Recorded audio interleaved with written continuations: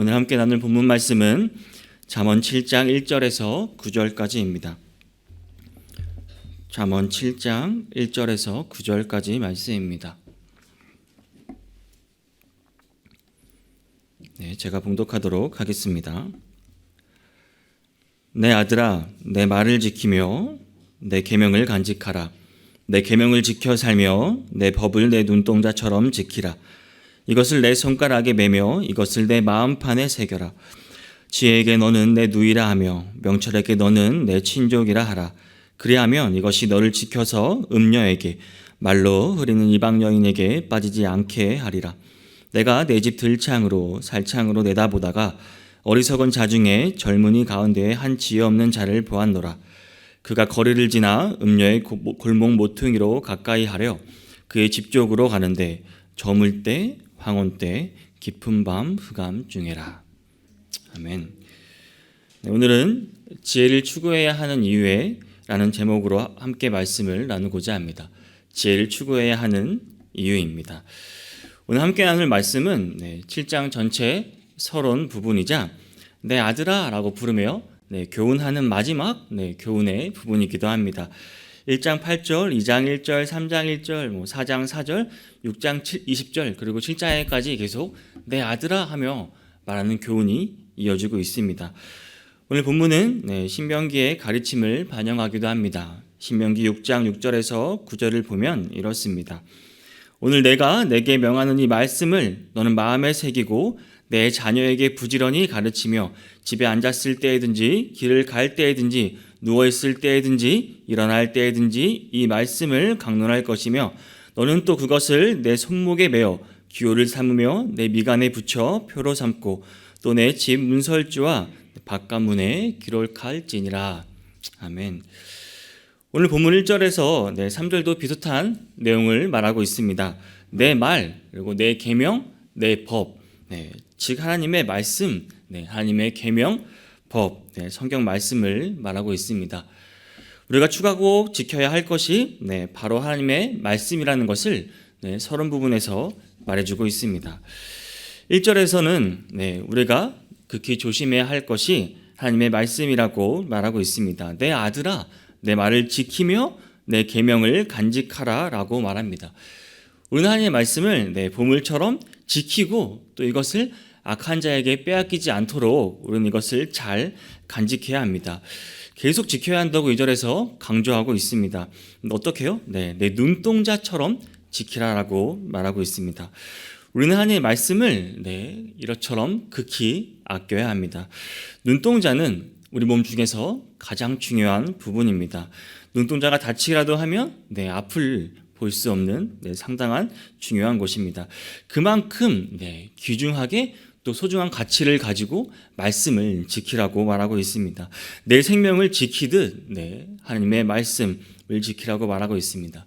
여기서 지키라는 것은 주의 깊게 살피고 보호하고 유지하고 호의하는 것을 말합니다. 말씀을 어떻게 대해야 되는지 우리에게 잘 말해주고 있습니다. 또 하나님 말씀을 언제나 유의하라고 말합니다. 마음에 새기고 항상 조심하고 말씀에 관심을 가지라는 말입니다. 가정예배 시간에 잠깐 언급했던 것처럼 테필린도 이와 같은 겁니다. 그렇죠? 유대인들이 양피지 두루마리가 있는 그 상자를 머리에 두르기도 하고 팔에 두르기도 하며 항상 하나님 말씀을 가까이 가지는 이 마음이 우리에게도 있어야 함을 말하고 있습니다. 항상 내 손가락에 매어 이것을 마음판에 새기라라고 말합니다. 반지처럼 끼고 다니는 것처럼 항상 마음에 새기고 이런 부분을 계속해서 잠언 앞 부분에서도 강조하는 내용입니다. 곧 이러한 것들이 하나님의 말씀이 지혜라고 4절에서 말합니다. 그리고 그 지혜를 이제 누이라고 말하며 혹은 명철에게 내 친족이라고 말한다고 합니다. 그러니까 지혜와 명철을 인격화하고 있습니다. 하나님의 말씀을 내 누이처럼 그리고 내 친족처럼 가깝게 이렇게 나 맺어진 사람과 같이 그런 관계를 유지하며 애정을 가지고 사랑을 품고 관계를 유지해야 하는 것처럼 하나님의 말씀을 대하라고 말하고 있습니다. 누이라는 표현은 아가서에서는 나의 신부와 짝을 지어서 사랑하는 여인을 부르는 호칭이기도 합니다. 사랑스러움을 표현하는 말이지요. 이렇다 하니의 말씀을 지혜를 마치 내가 그 사랑하는 여인을 대하듯 찾고 추구하라는 것입니다. 우리의 친족처럼 친밀감을 유지하고 가깝게 항상 내 곁에 두고 하나님 말씀을 대하라고 오늘 본문은 말하고 있습니다. 7장 중에서도 1절에서 또 5절은 이런 마지막 아들을 향한 교훈의 서러운 부분이기도 합니다.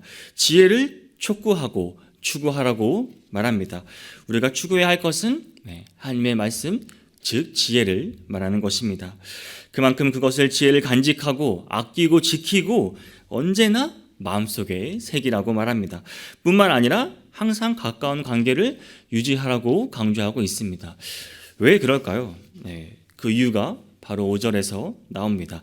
그리하면 이것이 너를 지켜서 음녀에게, 말로 흐리는 이방 여인에게 빠지지 않게 하리라 라고 말합니다.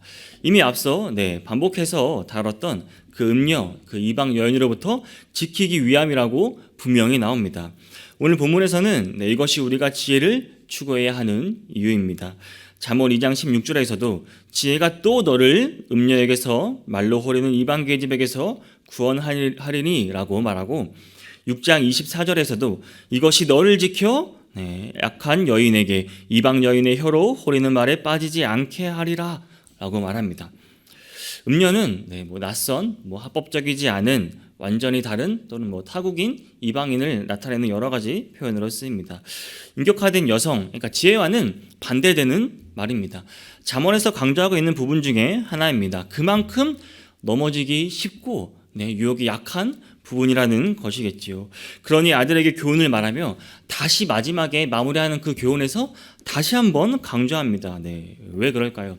이 부분은 우리의 도덕적 의지로, 나의 결단으로 할 수 있는 부분이 아니라는 말입니다. 오직 하나님의 말씀, 지혜 아니면 벗어날 수가 없다고 강조하고 있습니다. 지혜가 젊은 아들을 지켜주고 보호할 수 있습니다.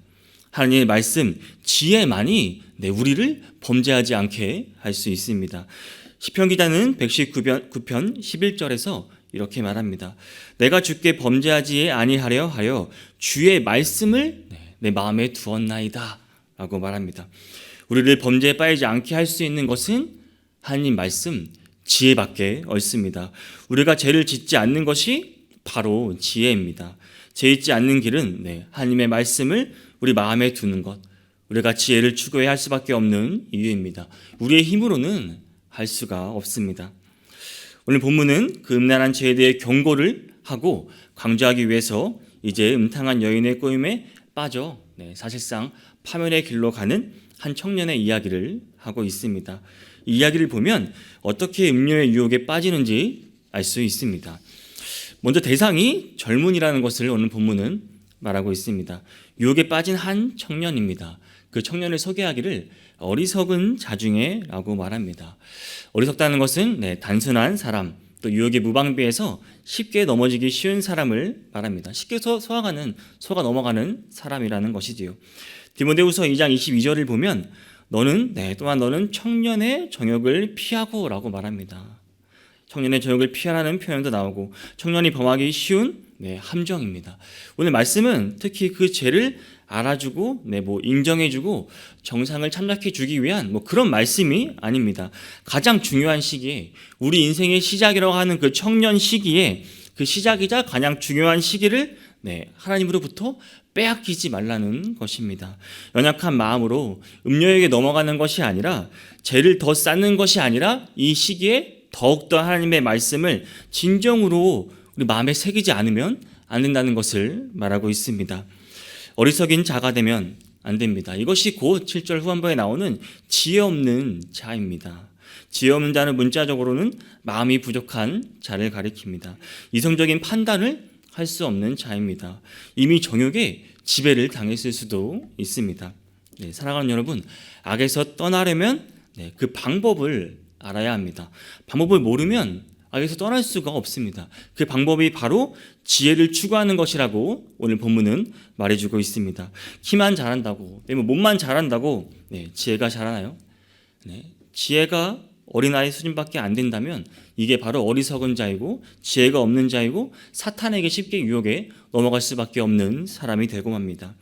여러분들 자녀분들에게 손주분들에게 지속해서 강조하고 가르쳐야 하는 부분이 바로 이 부분입니다. 성경에서 계속 반복하고 강조하는 이유가 분명히 있지 않겠습니까? 그만큼 어렵다는 것입니다. 제가 결혼을 빨리 하려고 하는 이유 중 하나도 이러한 부분이었습니다. 그런 정욕을 벗어나기가 쉽지가 않습니다. 젊은 남녀가 만나는데 어떻게 이것을 지킬 수 있을까요? 만나면 손잡고 싶고 만지고 싶고 함께 하고 싶은 게 당연한 본능입니다. 이걸 자신의 의지와 결단으로 막을 수 있다고요? 여러분들의 자녀분들, 손주분들 물론 믿으시겠죠. 하지만 그래도 가르치시고 알려주셔야 합니다. 방법을 알아야지 그것을 피할 수가 있어요. 하나님의 말씀이 그렇습니다. 하나님의 말씀으로만 그러한 죄를 피할 수 있습니다. 그리고 오늘 본문을 잘 보시면 젊은이를 소개하면서 어리석은 자중에라고 말합니다. 그러니까 어리석은 자 중에 있는 한 젊은이의 이야기를 말하고 있어요. 그런 사람들과 함께 어울리면, 어리석은 자들과 함께 어울리면 자신도 거기에 빠질 수밖에 없습니다. 자신이 전혀 다르지 않은 사람들이 함께 친구를 사귀고 만나고 있는데 어디서 무엇을 하든 함께 하든 다 어리석은 행동일 뿐입니다. 어리석음만 더 커질 뿐입니다. 함께하는 사람이 얼마나 중요한지를 말하고 있습니다. 그러니까 이 교회라는 울타리가 그만큼 정말 중요하다는 것입니다. 어떻게 해서든지 우리는 이 교회에 붙어 있어야 합니다. 함께 믿음이 있는 사람과 하나님의 말씀을 가까이 하는 사람과 우리도 가까이 해야지만 그 유혹을 벗어날 수 있습니다. 교회가 얼마나 안전한 울타리입니까? 그게 안전합니다. 지금 함께 새벽 예배를 드리고 있는 성도님들 혼자만 하나님의 말씀 듣지 마시고 자녀분들, 손주분들, 함께 하고 있는 가족분들, 남편, 아내분 다 깨어서 함께 하나님의 말씀을 듣고 함께 예배를 드리십시오.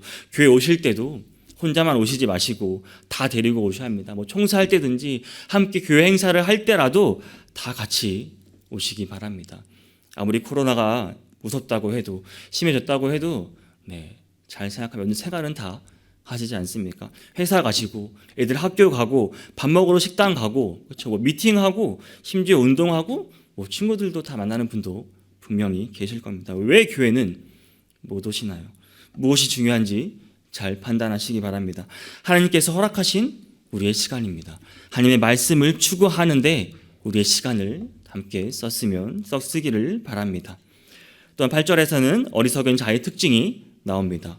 먼저 거리를 지나고 있습니다. 그러니까 마냥 빈둥 거리는 모습을 볼 수 있습니다. 마치 할 일이 없는 사람처럼 거리를 지나고 있습니다. 모퉁이를 가까이 하고 무언가 으슥한 곳을 찾아 이리저리 헤매고 있는 모습을 볼 수 있습니다. 자신이 부족한 무언가를 채우려고 하는 그런 기회를 찾으려고 하는 모습을 보기도 합니다. 잠언 5장 8절에서 뭐라 했습니까? 내 길을 그에게서 멀리하라. 그의 집 문에도 가까이 가지 말라라고 말하고 있습니다. 오늘 젊은이는 어쩌면 그 본인이 가는 길이 어떤 길인지 모를 수도 있습니다. 그러나 그 길을 가까이 갈 길도 볼 일도 없는 그것은 그런 길이었습니다. 우리에게 아무런 일이 없을 때 사탄은 바로 재빨리 이것을 자신의 기회로 찾고 유혹을 넘어뜨리려고 합니다. 한가한 낮뿐 아니라 할 일이 없는 저녁 시간에는 그것이 우리에게 더 큰 유혹이 있을 수 있습니다. 또한 혼자 있는 나만의 시간에 그것은 더 큰 유혹을 우리에게 가져올 수 있습니다. 왜 그렇습니까? 오늘 이 젊은이 목표가 없기 때문입니다. 자신이 무엇을 할지 모르고 내 삶에 목표가 없고 목적이 없기 때문에 빈둥거리고 돌아다니고 자꾸 무언가를 찾으려고 밖에서 찾으려고 돌아다니는 것입니다. 사탄의 목표가 되고 마는 것입니다. 빌립보 3장 14절에서는 오직 표대를 향하여 그리스도 예수 안에서 하나님의 부에서 부르신 부름의 상을 위해서 달려가노라라는 이 고백이 우리한테 있어야 합니다. 내 삶에서 하나님의 말씀을 추구하지 않고 지혜를 구하지 않는다면 우리는 그냥 사탄의 밥이 되고 마는 것입니다. 그때는 저물 때, 황혼 때, 깊은 밤, 흑암 중에 더 잘 나타난다고 오늘 본문이 말하고 있습니다. 암흑의 시간입니다. 음침한 밤, 어둠이 깔린 거리입니다. 어리석은 젊은이, 죄가 없는 젊은이가 음녀의 집 모퉁이에 가까운 거리로 걸어갑니다. 아무것도 모르는 그 무지의 상태, 흑암의 상태, 어둠의 상태로 가고 있습니다. 그냥 끌려가듯 사탄의 희생 제물이 되고 마는 것입니다. 너무나 슬픈 결말을 향해서 오늘 이야기는 가고 있습니다. 사랑하는 여러분, 이 사태를 여러분은 그냥 보고만 계실 수 있겠습니까? 만약 이 젊은이가 여러분의 자녀라면, 여러분의 손주들이라면, 우리 교회 청년들이라면 그냥 보고만 계실 수 있겠습니까? 오늘 본문은 아들에게 마지막으로 하는 교훈입니다. 지혜를 지키고 간직하라고 말합니다. 우리가 추구해야 할 것이 바로 이것입니다. 눈동자처럼 정말 소중하게 여기라고 말하고 있습니다. 손가락에 메고 가슴판에 새기라고 말하고 있습니다. 지혜를 생활에 하라는 명령입니다. 지혜 없는 삶은 어떻습니까? 오늘 이야기의 한 젊은이의 모습만 봐도 어둠의 삶이고 죽음을 향해 가는 삶입니다. 하나님의 말씀과 친밀해져야지 지혜도 쌓이는 것입니다. 말씀을 더욱 사모하시기 바랍니다. 우리가 순종하면 순종할수록 우리에게 지혜가 쌓이는 것입니다. 우리의 손으로, 우리의 입으로, 우리의 마음으로 새기고 기억하십시오. 분명 우리의 삶이 변화되는 역사를 보실 수 있을 것입니다. 지혜는 단순한 정보가 아닙니다. 단순한 지식이 아닙니다. 우리의 인격이자 하나님의 인격입니다. 하나님의 마음입니다. 그러기에 지혜를 떠나는 것은, 지혜를 추구하지 않는 것은 하나님을 떠나는 것입니다. 영적으로 간음을 저지르는 것과 마찬가지인 것입니다. 그 자리에 음녀가 들어오는 것입니다. 사탄은 시시때로 우리를 노리고 있습니다. 지혜 없는 젊은이 어떻습니까? 자기를 믿어 결국 그럴듯한 말에 속아 넘어가고 맙니다. 오늘 본문 후에 보시면은 더 슬픈 결말을 보실 수 있습니다. 이상은 높지만, 몸은 잘할 수 있지만 욕망을 절제하는 방법을 모릅니다. 오늘 젊은이도 마찬가지였습니다. 그냥 욕망에 끌려가는 겁니다. 몸과 마음이 따로, 아는 것과 내 삶이 따로인 인생입니다. 지혜는 그런 것이 아닙니다. 내가 온몸으로 지혜를 새기고 내 것으로 만들어야 합니다. 지혜가 없으면 오늘 나오는 이 어리석은 젊은이처럼 그 삶은 축복이 아니라 어둠, 죽음으로 가는 것입니다. 사랑하는 여러분, 우리가 살아가면서 추구해야 할 것이 있다면 바로 지혜입니다. 하나님의 말씀입니다. 왜 그렇습니까? 이것만이 우리를 사탄에서 구할 수 있는 유일한 방법입니다. 오늘 하루 우리가 살아가더라도 하나님의 말씀으로 듣고 보고 읽고 아는 것으로 그치는 것이 아니라 정말 내 마음에 새기고 내 것으로 만들어야 하는 이유가 바로 이 이유입니다. 이것밖에 우리를 사탄에서 구할 수가 없습니다. 여기서 거기 쓰는 방법은 오직 하나님의 말씀, 즉 지혜입니다. 이것을 추구해야 합니다. 그리고 특별히 오늘 이 시간 여러분들, 자녀분들, 손주분들에게 꼭 이 지혜를 가르치시기 바랍니다. 하나님의 말씀을 가르쳐 주시기 바랍니다. 정말 간절히 기도하시고요. 하나님의 말씀을 들려주시고 물려주시기 바랍니다. 이것만 제대로 하셔도 그 인생은 절대 헛되지 않다고 생각됩니다. 오늘 하루도 하나님의 말씀이 나와 뼈와 살이 될 수 있기를 바랍니다. 반드시 듣고 새길 수 있기를, 또한 그것을 다음 사람에게 전해줄 수 있는 우리 모두가 되기를 성도님들 한 분 한 분 주님의 이름으로 축복합니다.